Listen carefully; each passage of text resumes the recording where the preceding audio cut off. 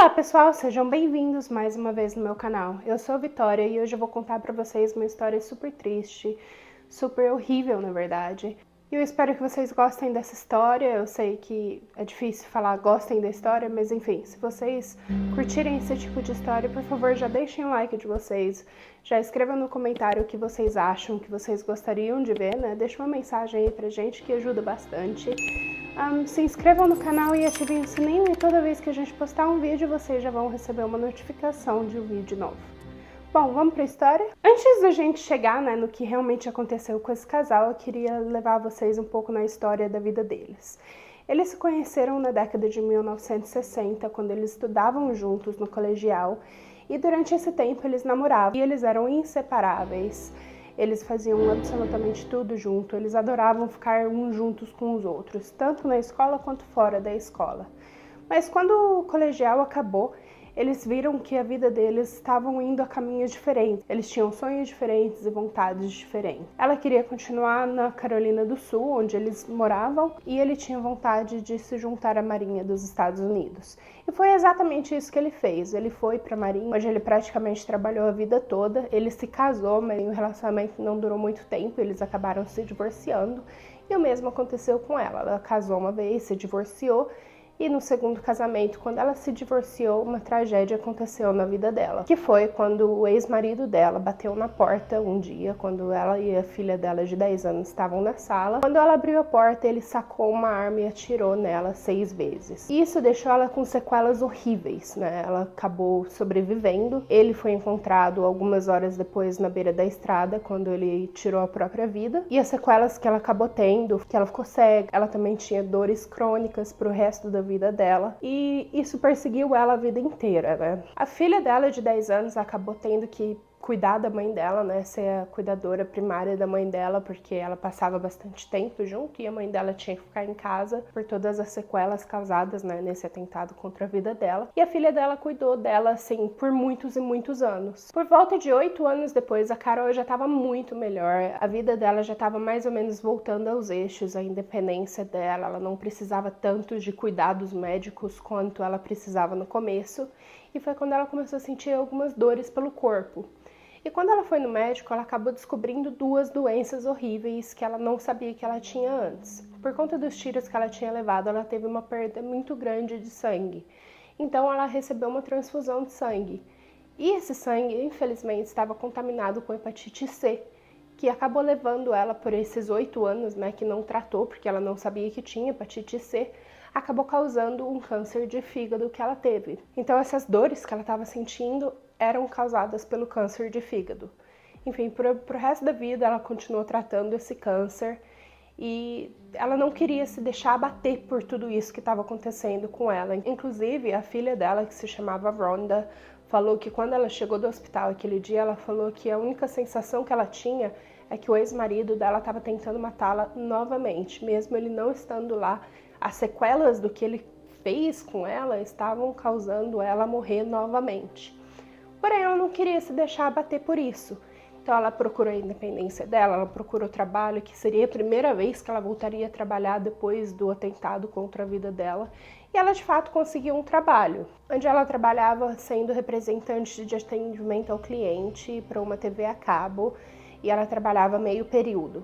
Então ela conseguiu ali, né, ter uma vida melhor, ela conseguia trabalhar, ter a independência que ela sempre quis pelos últimos anos. E depois de alguns anos já trabalhando nessa companhia, por volta de mais ou menos 2000, ela atendeu o telefone dela um dia e ela reconheceu aquela voz instantaneamente. Era a voz do Reggie, o ex-namorado dela do colegial. Ela perguntou: "Você é o Reggie Sumner, que estudou no colegial tal, mais ou menos na década de 1960? E ele falou: "Sim, eu sou. Quem é você?" Ela falou: "Eu sou sua ex-namorada, eu sou a Carol." E aí eles começaram a conversar, a bater papo, eles ficaram mais de 1 hora conversando aquele dia no telefone enquanto ela estava trabalhando. E eles conversaram sobre a vida, sobre os filhos, sobre o casamento, enfim, história de vida inteira, né? E foi aí que ele descobriu que ela morava perto dele ainda, né? E foi nisso que eles marcaram um encontro. No dia que ela voltou do trabalho, esse dia, a filha dela falou que ela parecia uma menina de 16 anos. Ela tava assim com borboleta na barriga. Enfim, ela estava super feliz de ter conversado com o ex-namorado dela, que foi a primeira paixão da vida dela. E depois desse encontro, a filha falou que ela parecia de novo uma menina de 16 anos completamente apaixonada. E aparentemente foi recíproco pro Reggie também, porque menos de 6 meses depois, os dois já estavam casados. Eles dois tinham uma vida bem simples, eles trabalharam a vida inteira, então eles tinham uma vida boa, mas era simples. Até que um dia, depois de mais ou menos 1 ano, 2 anos de casado, eles decidiram que eles queriam se aposentar. Uma dessas decisões da aposentadoria foi sair da Carolina do Sul e se mudar para a Flórida, em Jacksonville. Jacksonville ficava mais ou menos 4 horas da cidade que eles moravam. A filha continuou morando nessa cidade, na Carolina do Sul, e ela disse que ficou muito triste da mãe ir embora, mas ela entendia que a mãe estava feliz, a mãe estava satisfeita e ela tinha um parceiro muito bom de vida. Então ela entendia completamente esse desejo da mãe e agora do padrasto de mudar para Jacksonville e ela deu total suporte. E assim, eles dois já eram bem velhinhos, eles já tinham passado dos 60 anos, ele tinha quebrado a perna recentemente, então ele ainda estava recuperando dessa fratura, ele também tinha diabetes, que ele precisava de medicamento todos os dias, e ela tinha todas as sequelas, né, dos tiros que ela levou, e ela também tinha o câncer de fígado, que ela ainda estava tratando, ela tomava medicamento diariamente para esse câncer, mas de forma geral os dois ainda estavam jovens e fortes. A Rhonda e a Carol, elas conversavam diariamente no telefone e era assim, coisa de conversar 3, 4 vezes ao dia, que uma ligava para outra para ver se estava tudo bem, se precisava de alguma coisa, porque afinal de contas, tudo que era grande, eles ainda precisavam da filha da Carol, a Rhonda, para fazer para eles, né, para levar para uma viagem, enfim. Seja lá o que for, eles ainda precisavam da Rhonda. Até que em julho, a mãe da Rhonda parou de responder ao telefone. A Rhonda não estava tão preocupada assim no começo, no primeiro dia. Ela falou, né, talvez minha mãe saiu com o marido. Enfim, eles devem estar fazendo alguma coisa e por isso que não estão respondendo o telefone. Mas com o passar do dia, passou 1 dia, passou 2 dias. No terceiro dia ela já falou, não, tem alguma coisa errada. Ela pegou o carro e ela fez aquela viagem de 4 horas para ir ver a mãe e o padrasto para ver se estava tudo bem. Chegando lá, ela começou a notar as primeiras coisas que não combinavam muito com o dia a dia da mãe e do padrasto. O carro deles não estava na garagem, o que não era muito normal, porque eles não dirigiam mais tanto quanto eles costumavam dirigir, pela idade, enfim. Eles já estavam um pouquinho mais velhos e eles não se sentiam seguros em dirigir. Então o carro não estava lá, o que já era estranho. Quando ela foi ver, ela foi bater na porta, ela olhou pelas janelas da sala para ver se eles estavam dentro da casa e eles não estavam. E quando ela foi ver a porta, de fato, e quando ela viu, a porta da frente não estava trancada, o que não é normal para a mãe dela.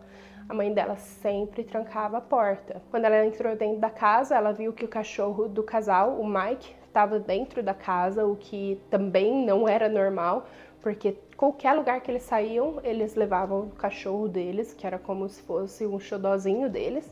Então, isso não era normal. E o cachorro também não tinha comida, o que era estranho. Ela foi andando pela casa, quando ela chegou na cozinha e na sala de estar, que eram juntas, ela notou que na mesa estava comida que eles estavam comendo, mas eles não tinham terminado ali, né, o jantar deles, ainda estava pela metade comido, e estava começando a estragar, o que era estranho, porque a mãe dela nunca deixava comida na mesa.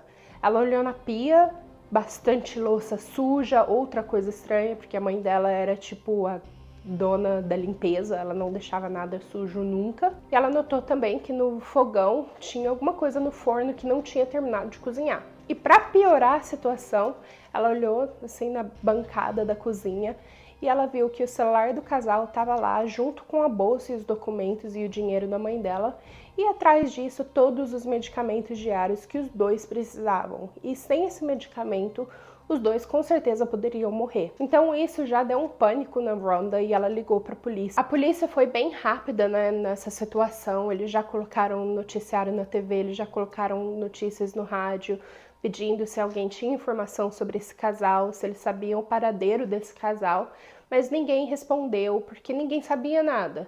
Até o momento que a polícia decidiu colocar então os detalhes do carro para saber se alguém sabia onde estava esse carro.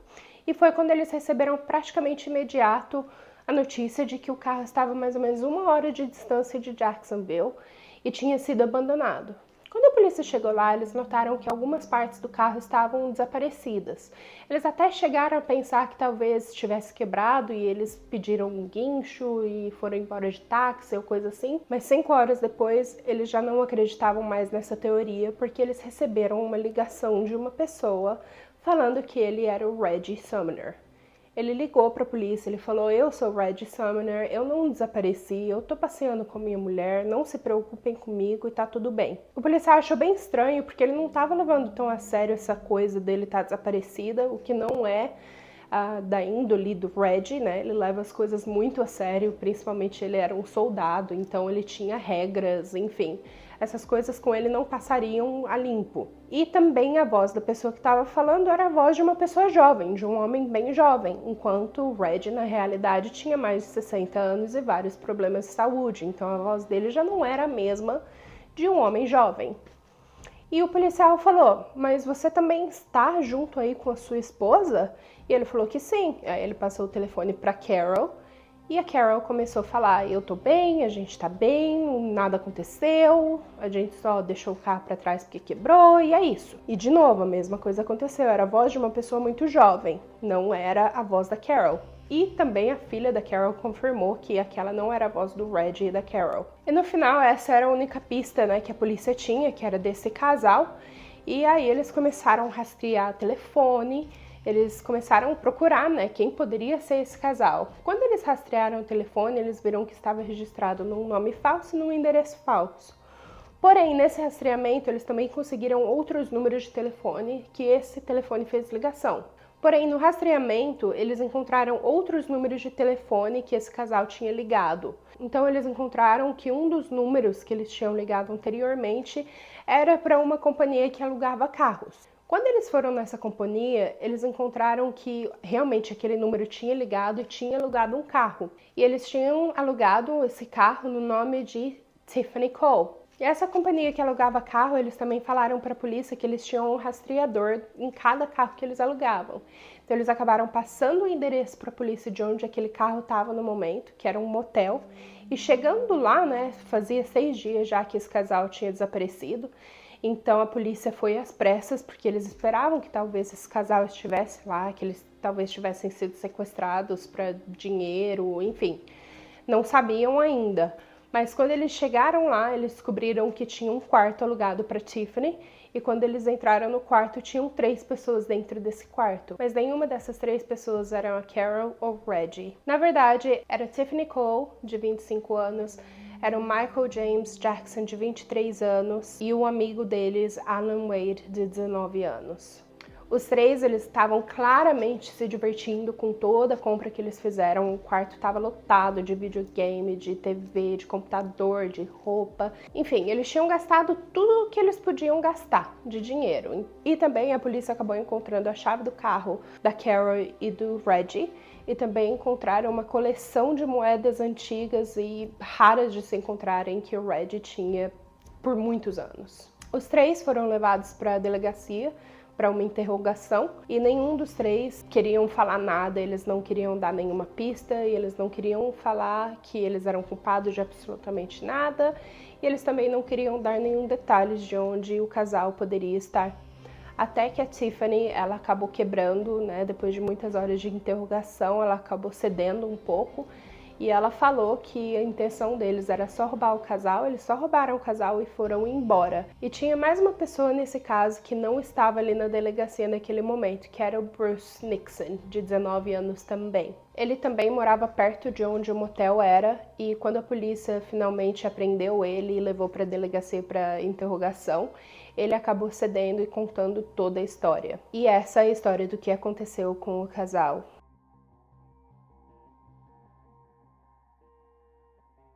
O Bruce falou que a Tiffany e esse casal, eles moravam um do lado do outro, enquanto o casal ainda morava na Carolina do Sul. E ela cresceu praticamente na casa dos Sumners. Ela tinha um pai que era muito doente, ela teve uma infância muito difícil, muito pesada. E a Carol e o Reggie, eles cuidavam muito dela.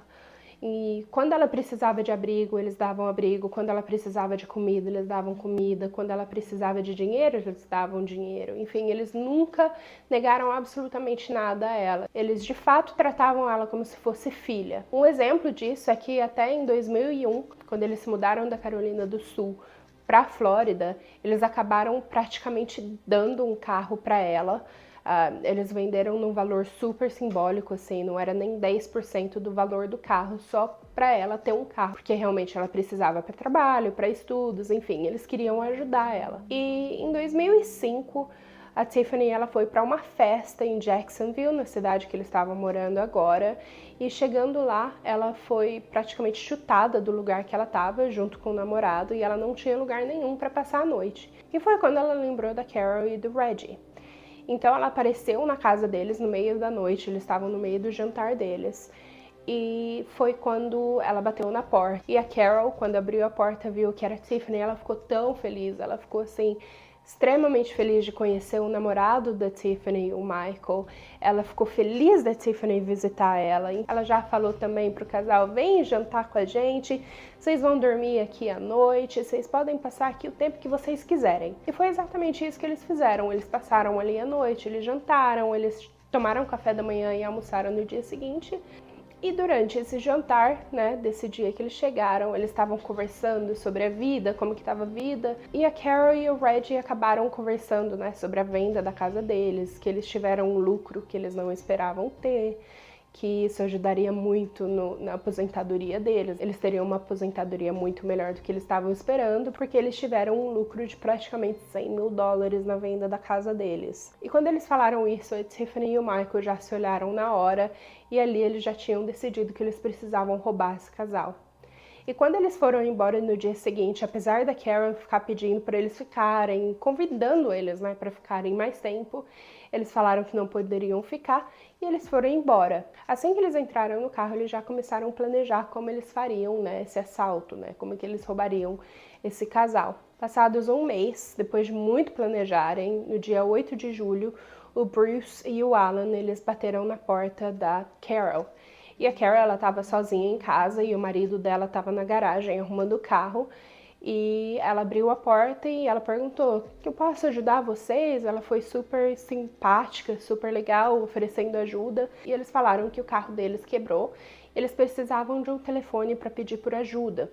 E ela ficou um pouco relutante de deixar eles entrarem em casa, mas logo ela falou, não, pode entrar, a gente te empresta o telefone, vocês precisam de água, vocês querem tomar água, alguma coisa. E assim que ela fechou a porta, um deles tirou uma arma de mentira debaixo da roupa e já mandou ela sentar, e enquanto o outro foi amarrando ela. Enquanto ela gritava muito, o marido dela escutou da garagem e subiu correndo. E foi quando um dos homens acabou atacando ele, batendo nele até ele cair do lado da esposa, e amarraram ele também.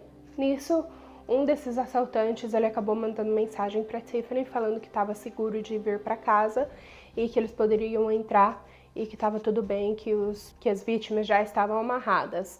E o casal acabou vendo, né, toda a vida dele sendo levada embora praticamente, todas as fortunas que eles, as coisas de valor emocional, de valor financeiro, enfim, estava tudo sendo levado. Eles ainda não tinham visto que era Tiffany, mas eles viram os dois meninos que roubaram eles primeiro. Quando a Carol e o Reggie acharam que finalmente acabou, eles acharam que eles fossem embora, né? Esses assaltantes fossem embora, eles estavam muito errados. Esses assaltantes acabaram levando o casal pro carro deles, né? Que pertencia a eles ali na garagem, e colocaram eles no porta-mala. Eles dirigiram por volta de 40 minutos e chegando nesse local, os assaltantes abriram o porta-mala, eles notaram que o casal estava extremamente suado, afinal estava mais de 40 graus dentro daquele porta-mala, e com isso a fita que estava amarrando a boca deles saiu, se soltou, e também a corda acabou escorregando pelo suor, e eles viram que o casal estava se abraçando, chorando e rezando. Eles tiraram o casal de dentro do porta-mala, eles colocaram o Reggie no chão e eles arrastaram a Carol para uma cova que eles tinham aberto 2 dias antes.